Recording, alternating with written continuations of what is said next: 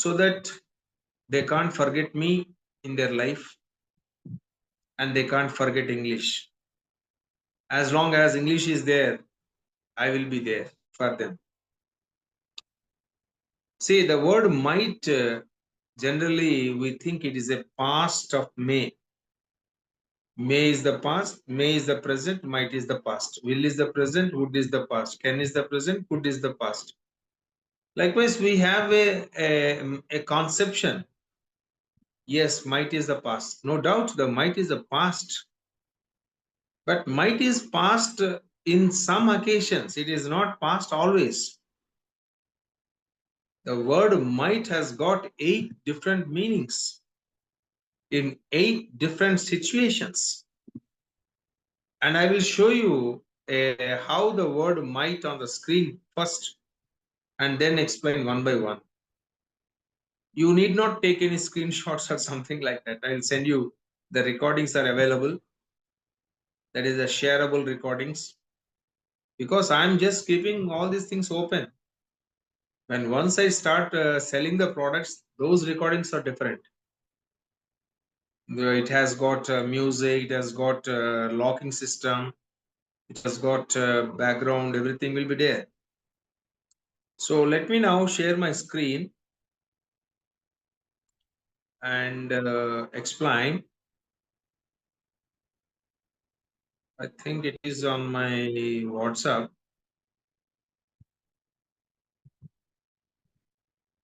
I hope yesterday I have shown this to the people. There are 6 uses only, the tree of might. యాక్చువల్గా might అంటే అర్థం ఏంటంటే, might అంటే బలము, చాలా బలము, మైటీ ఆర్మీ అంటాం. మైట్ అంటే యాక్చువల్గా బలం. అదేంటి, నౌన్ మీనింగ్ గా వాడినప్పుడు, నౌన్ నామవాచకంగా వాడినప్పుడు ఈజ్ ఎ మైట్ మ్యాన్ అంటాం కదా. అక్కడ మైటీ అంటే adjective. His might is great. Might అంటే నౌన్ ఫామ్. ఇక్కడ మైట్ అంటే ఇది వర్బల్ ఫామ్, మోడల్ వర్బ్. మీరు గమనిస్తే ఫస్ట్ యూస్ చూడండి, number 1 fruit. Fruit number 1 on the tree. Doubtful request అన్నాను. దీన్నే మనం హెజిటేషనల్ రిక్వెస్ట్ అని కూడా అనొచ్చు. చూడండి, రిక్వెస్ట్ అంటే ఏంటి, asking for help. Asking for help is called request, right? So you can use this word might for requesting also. And we use the word can and could also for request. Can you please drop me? Could you please drop me? Like this yesterday, day before yesterday also, we discussed could. Might also can be used for requesting. But what kind of request it is? It is an hesitational request. Hesitation means అడుగుదామా వద్దా, సంశయము అంటాం తెలుగులో. సంశయాత్మక అభ్యర్థన, హెజిటేషనల్. అంటే ఎందుకని మనలో ఆ hesitation వచ్చింది అంటే, వాడితో మనకి పూర్వం అంతకుముందు అనుభవం అయినా ఉండాలి, పాస్ట్ ఎక్స్పీరియన్స్, లేదా అపీరియన్స్ ఆఫ్ ద పర్సన్. ఆ పర్సన్ చూడగానే అబ్బో వాడి మొహం చూడరా బాబు ఎట్లా ఉందో, వాడు మనకి సహాయం చేస్తాడో చేయడు అంటే ఒక అనుమానం వచ్చేస్తుంది. కొంతమందిని చూడంగానే వాళ్ళ వైబ్రేషన్స్ కానీ, వాళ్ళ యొక్క ఆరా కానీ, ఈడు మనకి హెల్ప్ చేయడరా బాబు అనే ఫీలింగ్ వస్తుంది. By appearance or by experience. అంతకుముందు ఎప్పుడైనా సరే సారీ అన్నాడు, ఇంకా వాడు మన కర్మ కొద్ది మనం మళ్ళీ ఆడి దగ్గరికి వెళ్ళాల్సి వచ్చింది. అప్పుడు might you please grant me leave for 2 days sir, your boss is a sadist boss.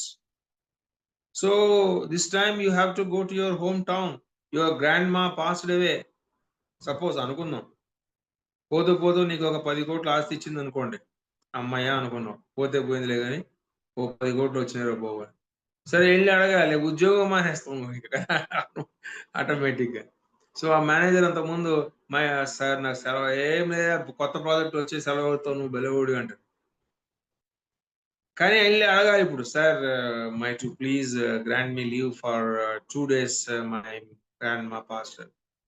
అంటే ఏంటి సార్, నాకు అడగడం ఇష్టం లేదండి, నాకు ఇబ్బందిగానే ఉంది, కానీ నాకు తప్పట్లేదు అనే భావాన్ని ఆ మైట్ డౌట్ఫుల్ రిక్వెస్ట్ లో మనం ఎక్స్ప్రెస్ చేస్తున్నాం అని అర్థం. Might you please grant me leave for 2 days, might you please lend me your car for half day. వాడెవ్వరికి కారు కూడా వాళ్ళనివ్వడు. చాలా అపురూపంగా చూసుకుంటాడు కార్‌ని. కొంతమంది అలాగే చూసుకుంటారు అనుకోండి. అలాగే చూసుకోవాలి గూడా. వాడిని మనం కార్ అడగాలి. మరి మనకున్న కార్ సరిపోవట్లా. జనాలు ఎక్కువ మందున్నారు ఇంట్లో. గెస్ట్‌లొచ్చారు. So, might you please might you kindly let me have your car for half day. Might you kindly వాడొచ్చు. మైట్ యూ ప్లీజ్ వాడొచ్చు. సో, డౌట్‌ఫుల్‌గా మనం రిక్వెస్ట్ చేస్తున్నప్పుడు, అనుమానంగా చేస్తాడా? చేయడా? చేస్తాడా? చేయడా? సంశయంగా మనం ఏదైనా ఒక సహాయం కోరేటప్పుడు, ఆ వ్యక్తి మనకి తెలిసి ఉండొచ్చు, తెలియకపోయి ఉండొచ్చు. కొన్ని సందర్భాల్లో కొత్త కొత్త ఆఫీసెస్‌కి ఎక్కడికైనా వెళ్ళినప్పుడు అక్కడ మనుషులు మనకు తెలియదు ఎవరో. వాడెవరో మనకు తెలీదు. అప్పుడు వాడి అపియరెన్స్ చూడంగానే మనకి వీడు చేయడురా బాబు అనిపిస్తది. అలాంటప్పుడు కూడా might you please, might you can you please లాగానే sentence pattern is the same. Syntax, the order of the words in the sentence is same. Is the imperatives. Might you kindly, might you please. ఈ please అనే మాట చివర పెట్టొచ్చు. Might you grant me leave for 2 days please. అది కొంచెం ఇంకా బావుంటుంది. Second fruit చూడండి. Fruit number 2, past of may in reporting. మనం కుడ్ గూడా వాడాం రిపోర్ట్ చేసేటప్పుడు. గుర్తుందా మీకు? రిపోర్టింగ్ అంటే ఏంటండి? What do you mean by reporting? అంటే ఒక వ్యక్తి చెప్పిన మాటల్ని మళ్ళా మనం ఇంకో వ్యక్తికి చెప్పటం. దాన్ని రిపోర్టింగ్ అంటాం. ఒక వ్యక్తి ఎవరు? నువ్వు చెప్పిన మాటలు నువ్వే చెప్పొచ్చు. లేదా ఎవరో చెప్పిన మాటనే మళ్ళా నువ్వు ఇంకో వ్యక్తికి చెప్పొచ్చు. ఇది స్పోకెన్ ఇంగ్లీష్‌లో జనరల్‌గా 99.9999 ఎవరు వాడరు. కానీ ఎగ్జామినేషన్‌లో, కాంపిటీటివ్ ఎగ్జామ్స్‌లో, గ్రామర్‌లో వాడతారు. For example, I may start a new lesson today అన్నా నేను. I may start a new lesson today అంటే అర్థం ఏంటి? నేను ఇవాళ కొత్త లెసన్ స్టార్ట్ చేయొచ్చు అన్నాను. హ్మ్. మరి ఒక ఫ్రెండ్ రాలేదు క్లాస్‌కి. నువ్వొచ్చావు. మీ ఫ్రెండ్ మధ్యలో కలిసాడెక్కడో. వాడికి జెప్పాలిగా నా మాటలు. అక్కడ నువ్వు మాట్లాడుతుంది reporting. You are not talking about your words. You are reporting my words to your friend. Then what do you say? The teacher told me, announced in the class that he might start a new lesson that day గాని, the previous day గాని, the next day గాని ఇలా వాడతాం. మామూలుగా spoken ఇంగ్లీష్‌లో అయితే teacher told me he will start a new lesson అనేస్తాం. He may start. నేను మే వాడితే నువ్వు మే వాడతావు. నేను విల్ వాడితే విల్ వాడతావు. కెన్ వాడితే కెన్ వాడతావు. చాలా మంది స్పోకెన్ ఇంగ్లీష్‌లో అలాగే వాడతారు. అలాగే వాడండి పర్లేదు. No problem. కరెక్ట్ రూల్స్ వేరు. అవి మీకు చెప్పానంటే క్లాస్‌కి రారు మీరు.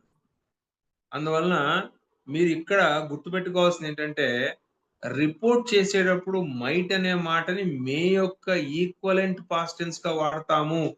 మే అర్థమే వస్తుందక్కడ. మైట్‌కి ప్రత్యేక అర్థం ఉండదు. He told me that he might come at 10:00 అన్నాననుకోండి.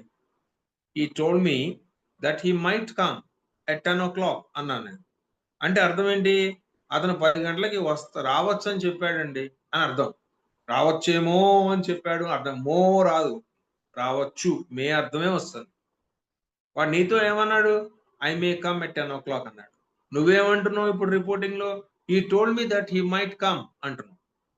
He told me that he might come. So, ఈ మైట్ అనే మాటని మే యొక్క ఈక్వలెంట్ పాస్ట్ టెన్స్‌గా రిపోర్ట్ చేసేటప్పుడు కొన్ని సందర్భాల్లో రిపోర్టింగ్ వర్బ్ గనక పాస్ట్ టెన్స్‌లో ఉండి, వాడు చెప్పిన సమయం గనక అయిపోతే అప్పుడు వాడతాం యాక్చువల్‌గా. కాపోతే ఇప్పుడు ఇక్కడ ఎందుకు రాసామంటే మైట్ ఎక్కడైనా కనబడిందనుకోండి the author narrated that the hero might end up his life at the end of the might end up అన్నాడక్కడ. Then the author narrated that the hero might అని ఉందనుకోండి అక్కడ. The hero might end up his life. వాడి జీవితాన్ని అంతం చేసుకోవచ్చు అని రాశాడు. మైట్ అంటే మీరేమో చేసుకోవచ్చేమో అని అర్థం చేసుకుంటారక్కడ. అందుకని చెప్తున్నా. కాబట్టి సందర్భాన్ని బట్టి అది రిపోర్టింగా కాదా? అది ఏంటి అసలది? దట్ అనే మాట వాడాము అంటే రిపోర్టింగే అది గుర్తుపెట్టుకోండి. రిపోర్ట్ చేస్తున్నాడు. మరి రిపోర్టింగ్‌లో మే వాడాలా? మైట్ వాడాలంటే స్పోకెన్ ఇంగ్లీష్‌లో వాడేది నీతో చెప్పిన వాడు ఏది వాడితే అది నువ్వు వాడు. గ్రామటికల్ గా వాడాలనుకుంటే గ్రామటికల్ గా వాడు. ఎగ్జామినేషన్స్ లో కంపల్సరీగా grammar follow. Suppose some people are appearing for competitive examinations, you have to compulsorily follow grammar rules, right? ఇంకా థర్డ్ యూజ్ ఏంటి? థర్డ్ యూజ్ చూడండి, థర్డ్ ఫ్రూట్ లో మీకు ఏం కనబడుతుందంటే లీస్ట్ పాసిబిలిటీ టు హ్యాపెన్. ఇది మనం చెప్పుకున్నాం ఆల్రెడీ. ఫ్యూచర్ యాక్షన్స్ చెప్పేటప్పుడు 20% కాన్ఫిడెన్స్ అండ్ 80% డౌట్ అని. అంటే ఒక పని జరిగే అవకాశాలు ప్రెసెంట్ లో గానీ ఫ్యూచర్ లో గానీ చాలా తక్కువగా ఉన్నాయి. Least possibility when you have more doubt for something to have happen. అంటే ఒక పని జరిగే అవకాశాలు ఆల్మోస్ట్ లేనట్టే, కానీ ఆ పని జరగదు అని చెప్పలేక మనం ఏమో జరగచ్చేమోనండి, అలా అవ్వచ్చేమో, వాడు రాడు అని నీకు తెలుసు, కానీ రాడు అని చెప్పలేక ఏమో రావచ్చేమో చెప్పలేమండి అంటాం. No, we can't say he might come, he will come, he may come, he might come. 3 చెప్పుకున్నాం మనం. హీ విల్ కమ్, అతను వస్తాడు, no doubt. He may come, అతను రావచ్చు, 80% confidence. He might come, 20% only confidence, 80% doubt. He might not come, రాకపోవచ్చేమో, రాకుండా ఉండే అవకాశాలు అక్కడ 20% ఉన్నాయి, వచ్చే అవకాశాలు ఎక్కువ ఉన్నాయి. అంటే పాజిటివ్ వాడితే పాజిటివ్ 20%, నెగిటివ్ వాడితే negative 20%. Least possibility for something to happen. దీంట్లో చాలా రకాల స్ట్రక్చర్స్ ఉన్నాయి. మనకి మేలో చెప్పుకున్న స్ట్రక్చర్స్ అన్ని కూడా maybe plus V4, maybe, may have, maybe plus V4, may have plus V3, may have 2 plus V1, maybe able to plus V1. ఇవన్నీ చెప్పుకున్నాం స్ట్రక్చర్స్. రాసాము, ఎక్స్ప్లెయిన్ చేసాం. వాటి మీద ఎగ్జాంపుల్స్ ఎవరు రాయట్లా, రాయండి, అవి కూడా నేర్చుకోండి. అట్లాగే మైట్ మీద కూడా రాయొచ్చు. మైట్ మీద కూడా ప్రెసెంట్ అండ్ ఫ్యూచర్ లో you can write he might come tomorrow, he might B at home now, he might have lot of property in his hometown, I think he might be waiting for me, might be plus ing form, right? I think he might have already gone, expected past కూడా చెప్పొచ్చు. అది మీకు 7th 8th use లో వస్తుంది, right? అవి కూడా రాశాను నేను, మీకు అన్ని ఎక్స్ప్లెయిన్ చేయడం కోసం రాశాను. గుర్తుపెట్టుకోవాల్సిన ముఖ్యమైన ఉపయోగం, థర్డ్ ఉపయోగం అండి, లీస్ట్ పాసిబిలిటీ. ఒక పని జరిగే అవకాశాలు చాలా చాలా తక్కువగా ఉన్నప్పుడు. ఇక ఫోర్త్ యూజ్ ఏంటంటే, ఇది చాలా మందికి తెలియదు, ప్రొఫెషనల్ గా బాగా వాడతారు. Informal suggestion are advice. అంటే మీరు ఆ పని చేయండి, you might take second opinion. మీరు సెకండ్ ఒపీనియన్ తీసుకోండి అంటాం. తీసుకోండి, ఒక పని చెయ్యండి. You might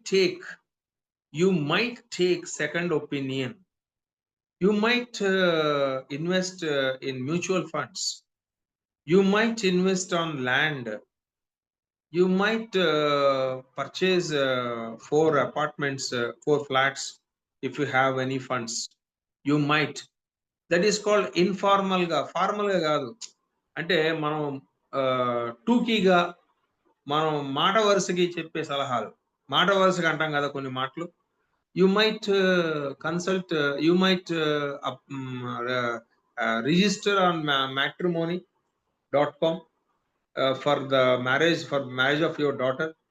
You might consult that astrologer once. You might take some coaching for English and communication skills. You might learn some coding languages. You might learn salahadi. గుర్తుపెట్టుకోండి జాగ్రత్తగా. You might అంటే అక్కడ నేర్చుకో అని అర్థం. నేర్చుకుంటావు, నేర్చుకోవచ్చేమో, నేర్చుకోవచ్చు కదా కాదు, అవన్నీ కాదు. నేర్చుకో అంటానికి కూడా యు మైట్ లెర్న్ అంటాం. యు మైట్ లెర్న్ ని నేర్చుకో అనే అర్థంలో కూడా వాడచ్చు. You might learn some coding language to get a job, to get an IT job, right? So ఇలా ఇన్ఫార్మల్ గా సలహాలు ఇవ్వటానికి కూడా మనం వాడతాం. ఇంకా ఫిఫ్త్ యూజ్ చూడండి, expected past with least past. ఎప్పుడే చెప్పుకున్నాము, చాలా చాలా ఎక్కువగా వాడతారండి ఇది మైట్ హ్యావ్. అసలు స్పోకెన్ ఇంగ్లీష్ లో ఈ మైట్ హ్యావ్ ని మీకు ఎక్స్పెక్టెడ్ పాస్ట్ మనం చెప్పుకున్నాం, గుర్తుందో లేదో. పాస్ట్ యాక్షన్స్ చెప్పేటప్పుడు స్పీకరు ఆ జరిగిన ప్లేస్ లో గానీ జరిగిన టైంలో గానీ అక్కడ లేడు. He was not there at the time or at the place of action, but now he is expecting that something has happened. అప్పుడు లీస్ట్ పాసిబిలిటీయా కాదా చూడరు ఎవరు, చాలా మంది చూడకుండా ప్రతిదానికి I think he might have gone, I think he might have already reached by this time. Might have plus V3 చాలా చాలా వెరీ వెరీ ఇంపార్టెంట్ స్ట్రక్చర్ అండి ఇది. Might have, might not have plus V3 verb యొక్క third form. That's called expected past with least possibility. అది actual గా. కానీ spoken English లో ఒక పని జరిగి ఉంటుంది అని చెప్పడానికి అన్నిటికీ కూడా జరిగి ఉండొచ్చు, జరిగి ఉంటుంది, జరిగి ఉండొచ్చేమో, అన్నిటికీ మైట్ హ్యావ్ ప్లస్ V3 వాడేస్తారు. ఆమె exam she might have passed the exam, she might have got a good rank. ఇవన్నీ కూడా అజంప్షన్స్, ఎక్స్పెక్టేషన్స్. ఏం ఎక్స్పెక్టేషన్స్ ఇవన్నీ? Past expectations. ఆమె ఎగ్జామ్ పాస్ అయి ఉంటుంది, పాస్ అయి ఉండొచ్చేమో అసలు యాక్చువల్ అర్థం. ఆమె ఎగ్జామ్ పాస్ అయి ఉండొచ్చేమో, right? She might have passed the exam. Pass అయి ఉంటుంది అనే అర్థంలో వాడేస్తారు స్పోకెన్ ఇంగ్లీష్ లో. మీరు కూడా అలాగే వాడండి, పర్వాలేదు. They might have one the match, వాళ్ళు మ్యాచ్ గెలిచి ఉంటారు. They might not have one the match, వాళ్ళు మ్యాచ్ గెలిచి ఉండరు. She might have got selected in the interview, ఆమె ఇంటర్వ్యూలో సెలెక్ట్ అయి ఉంటుంది, ఆమె ఇంటర్వ్యూలో సెలెక్ట్ అయి ఉండదు. She might not have got selected in the interview, select అయి ఉండదు. యాక్చువల్ గా అయితే లీస్ట్ పాసిబిలిటీ కింద తీసుకోవాలి. స్పోకెన్ ఇంగ్లీష్ లో అందరూ ఇలా వాడతారు కాబట్టి మనం కూడా అలా వాడదాం, తప్పేం లేదు, వాడచ్చు. అందరూ వాడేది మనం వాడకపోతే మనం ఫూల్ అవుతాం, రైట్? సో ఇది ఆల్రెడీ మనం చెప్పుకున్నాం, we have already explain this. But దీని మీద ఎవరు ఎగ్జాంపుల్స్ రాయట్లే, ఎక్కువ రాయాలి. Number of examples right and read number of examples. And I will send separate PDFs also if you want on this.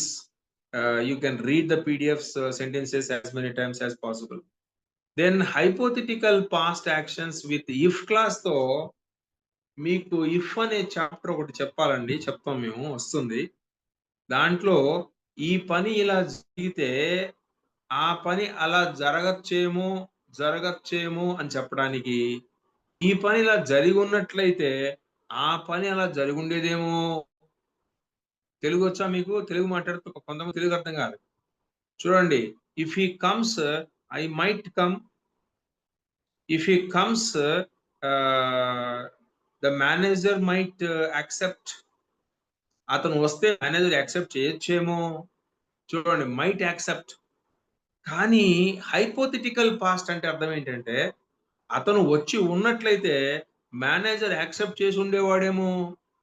అంటే వాడు రాలేదు, మేనేజర్ యాక్సెప్ట్ చేయలేదు, రెండు కూడా జరగల.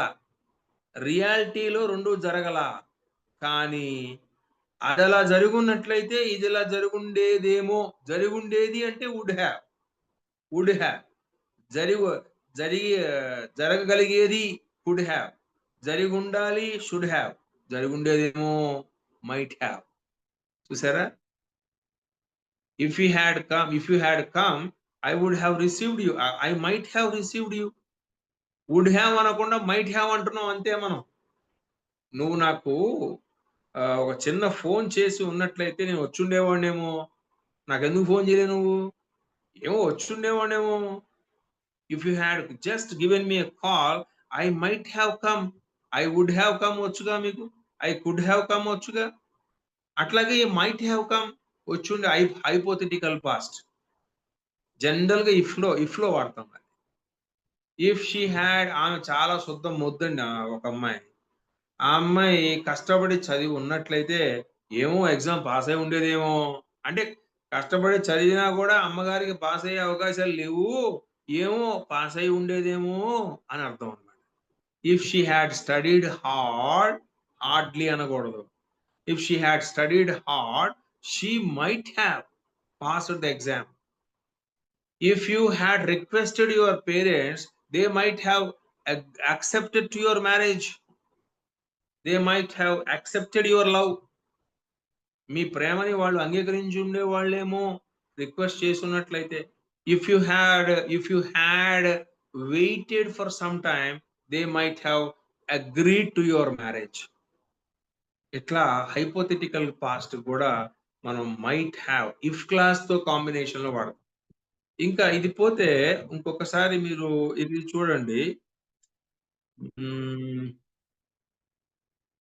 మైట్ విత్ సమ్ ఎగ్జాంపుల్స్ తో కూడా కొన్ని చేసాం మేము. ఎప్పుడో చేసినవి. ఇప్పుడు చెప్పిన 6 ఇక్కడ కనపడతాయి చూడండి. మైట్ ఒకసారి అందరూ చూసుకోండి. మైట్ ఇప్పుడు ఇక్కడ రాసిన 6 whatever the 6 fruits of might. Doubtful request.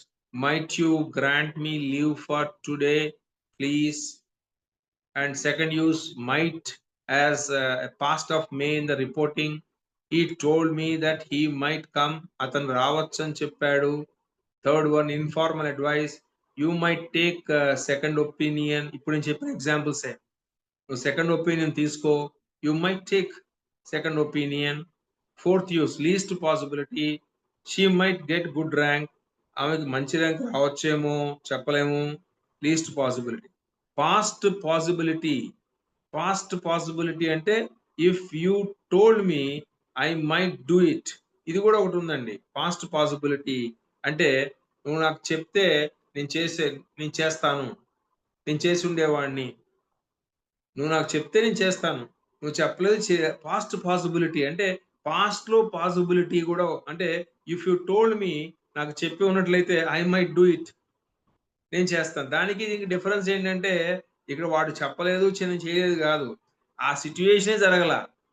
If you told me I might do it, impossible things అనమాట. నువ్వు నాకు ఎప్పటికీ చెప్పవు, నేను ఎప్పటికీ చేయనది.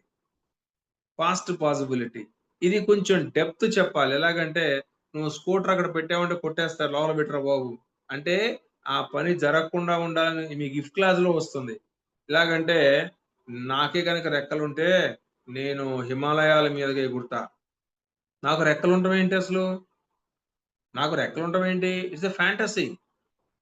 That's called I'm imagining the impossibility. అంటే ఇంపాసిబుల్ థింగ్ నేను ఇమాజిన్ చేస్తున్నప్పుడు if I had the wings. చూడండి అక్కడ if I had simple past tense. I might fly లేదా I would fly over the Himalayas. ఇక్కడ మైట్ ఫ్లై అన్న, మైట్ డూ అన్నాను, might fly అంటున్నాను. అది ఒక ఇంపాసిబుల్ థింగ్ ని ఇమాజిన్ చేసేటప్పుడు imaginary possibilities. There was a possibility, past possibilities in the imaginary form which is completely fantasy. వాడు వచ్చాడంటే ఫీల్ అవుతాడేమోరా, వాడు రాడు పెట్టడు. ఇఫ్ హి కేమ్, చూడండి ఇఫ్ హి టోల్డ్ మీ అన్న అక్కడ. ఇఫ్ హి కేమ్, అతను వచ్చాడంటే he might feel. He would కాదు, హీ మైట్ ఫీల్. వాడు రాడు పెట్టడు, కానీ మనం ఊహిస్తున్నాం పాసిబిలిటీ. వాడు వచ్చాడంటే ఫీల్ అవుతాడరా. వచ్చాడంటే if he came. If he came అంటే వచ్చాడు కాదు, వచ్చాడంటే ఇఫ్ క్లాస్ లో వస్తాయి మొత్తం. ఇంగ్లీష్ అంటే చాలా డెప్త్ ఉందండి. చిన్న చిన్న తేడాలతో ఇఫ్ హి కేమ్ ఎక్కడ ఉంది సార్? ఓ మై గాడ్, వాడచ్చు అట్లా. ఇఫ్ హి కేమ్ అంటే పాస్ట్ కాదా? పాస్ట్ కాదు. ఇఫ్ హి కేమ్ అంటే పాస్ట్ కాదు. ఇఫ్ యూ టోల్డ్ మీ అంటే పాస్ట్ కాదు. నువ్వు నాకు చెప్పావంటే నేను చేస్తా. నువ్వు చెప్పావంటే నేను చేస్తానంటే నువ్వు చెప్పవు, నేను చేయను. అది ఇంపాసిబుల్. వాడు వచ్చాడంటే వాడు రాడు పెట్టడు. If he came he would feel, he would feel అనొచ్చు. లీస్ట్ పాసిబిలిటీ అయితే కనుక హీ మైట్ ఫీల్ అనొచ్చు. అదే విధంగా ఇక్కడ రాసాం మనం. అలాగే హైపోథెటికల్ పాస్ట్ అనేది ఇఫ్ క్లాస్ లో చెప్పుకున్నాం మనం. If you told me I might have gone. నువ్వు నాకు చెప్పున్నట్లయితే నేను వెళ్ళుండేవాడినేమో. The other uses of might expected continuation, expected past. ఇది మనం చెప్పుకున్నాం. Expected continuation in the present అంటే ఎక్కడో మన కళ్ళ ముందు కాదు, మరొక ప్లేస్ లో ఎక్కడో ఒక పని బహుశా జరుగుతూ ఉండొచ్చేమో, జరుగుతూ ఉంటుంది అని చెప్పడానికి. ఫర్ ఎగ్జాంపుల్ మీ ఫ్రెండ్కి ఎవరినో రమ్మని చెప్పావు, మర్చిపోయి క్లాస్కి వచ్చి. ఇది కూడా మనం చెప్పుకున్నాం. Perhaps he might be waiting for me. Oh my God, I forgot to go there. Perhaps he might be waiting for me. అతను నా కోసం వెయిట్ చేస్తూ ఉంటాడు. Perhaps he might be sleeping now. Perhaps she might be writing the exam now. Now, present moment. In the present, we are expecting something to be happening, but we do not know whether it is really happening or not, because we are not at the place of action going on. So perhaps I think, I suppose, probably అనే మాటలు వాడి he might be subject plus might be plus ing form. అలాగే expected past కూడా చెప్పుకున్నాం మనం. Expected past ఇప్పుడే I think he might have gone, వెళ్ళిపోయి ఉంటాడు, వెళ్ళిపోయి ఉండొచ్చేమో. I think they might have won the match. That's why they are just cheering up. అందరూ హ్యాపీగా సెలబ్రేట్ చేసుకుంటున్నారు. I think they might have won the match. Match గెలిచుంటారు, గెలిచుండొచ్చేమో. ఇలా రకరకాల అర్థాల్లో మనం ఈ మైట్ అనే మాటని వాడచ్చు. So I hope that, my dear friends, you have understood the word might in all these beautiful ways I have explained. The recording has been done, and I am going to stop the recording also, and the recording will be uploaded